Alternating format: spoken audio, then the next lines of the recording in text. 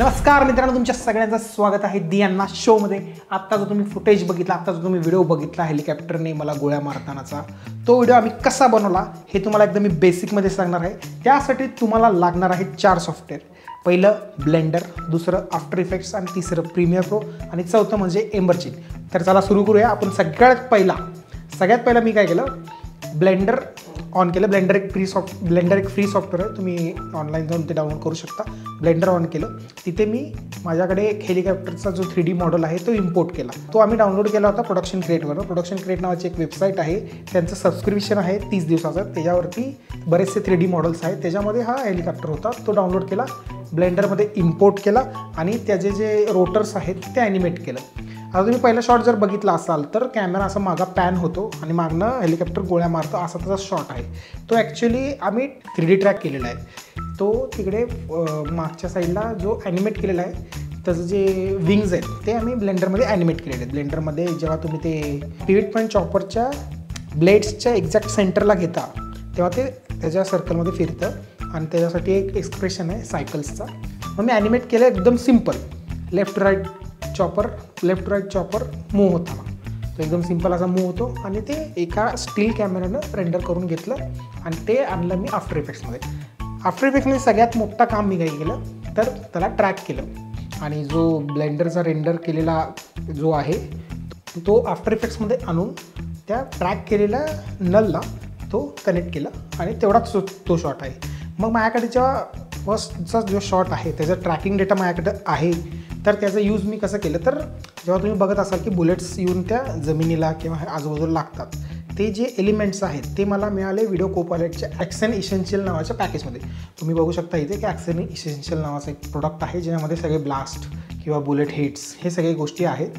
त्यातले मी थोडेसे एलिमेंट्स तिथे ट्रॅकिंगचा डेटा तर ऑलरेडी होता, तर ट्रॅक केलेल्या डेटावरती ते बुलेटचे हिट्स लावले।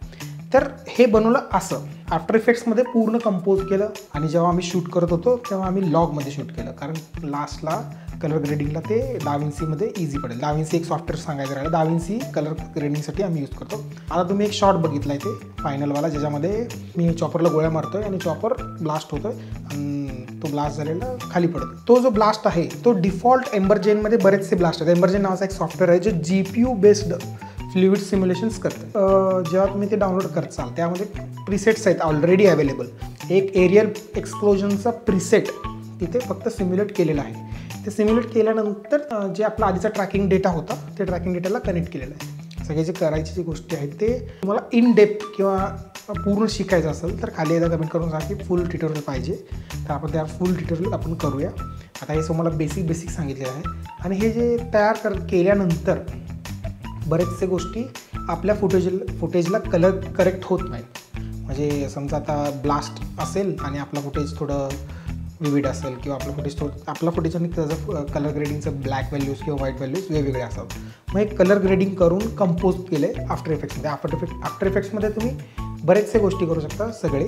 जसं तुम्ही ब्लेंडरमध्ये 3D गोष्टी करू शकता, तसं तुम्ही आफ्टर इफेक्ट्समध्ये ज्या ब्लेंडरमधले 3D गोष्टी तुम्ही केलेल्या आहेत, समजा तुम्ही एक ब्लास्ट तयार केलेला असेल किंवा तुम्ही एक कार जंप तयार केलेला असेल किंवा आताच आपण केलेलं आहे जे चॉपर येतो आणि मारतो ते, हे पूर्ण जे टाईमलाईन आहे ती पूर्ण लावलेली आहे। त्याच्यानंतर त्याचा साऊंड इफेक्ट्स दिलेला आहे, SFX दिलेला आहे। साऊंड इफेक्ट्ससाठी आम्ही यूज करतो जास्ती करून Artlist.io म्हणून एक वेबसाईट आहे, सबस्क्रिप्शन आहे त्याचं $20च्या आतच आहे, म्हणजे अराऊंड 1400-1500ला तुम्हाला बसेल। त्याच्यामध्ये तुम्हाला सगळं भेटून जाईल, बुलेटचा आवाज, चॉपरचा आवाज, गनचा आवाज, जेव्हा बुलेट ते वॉलला धडकते त्याचा आवाज, हे जे सगळे SFX आहेत ज्याला फॉली असं म्हणलं जातं, हे सगळे तिथे भेटतील। कलर ग्रेडिंग झाल्यानंतर ते डाविन्सीमधनं परत प्रीमियर प्रोमध्ये आणतो आणि फायनल टचेस त्याला देतो। फायनली जेव्हा मी डाविन्सीमध्ये कलर ग्रेड केलं त्याच्यावरती थोडं फिल्म ग्रेन टाकली आणि फायनल प्रोडक्ट तयार झालं। तर हे असं बनवलं आम्ही। हे एकदम तुम्हाला साध्या आणि सिंपल भाषेत समजवलं आहे। ह्यासाठी आम्ही जे सॉफ्टवेअर यूज केलेले आहेत त्याची सगळी लिस्ट खाली आहे, जे प्लगिन्स यूज केलेले आहेत ते सगळी लिस्ट खाली आहे। तुम्ही जर म्हणत असाल की पूर्ण इन डेप्थ ट्युटोरियल पाहिजे की शूट कसं केलेलं आहे, कुठला सीन कसा घेतलेला आहे, कसा ट्रॅक केलेला आहे, कसं त्याचे व्हिज्युअल इफेक्ट्स बनवले आहेत, कसं त्याला स्केल केलेलं आहे, हे सगळं तुम्हाला जर पाहिजे असेल तर खाली कमेंट्स करून सांगा की पूर्ण ट्युटोरियल पाहिजे।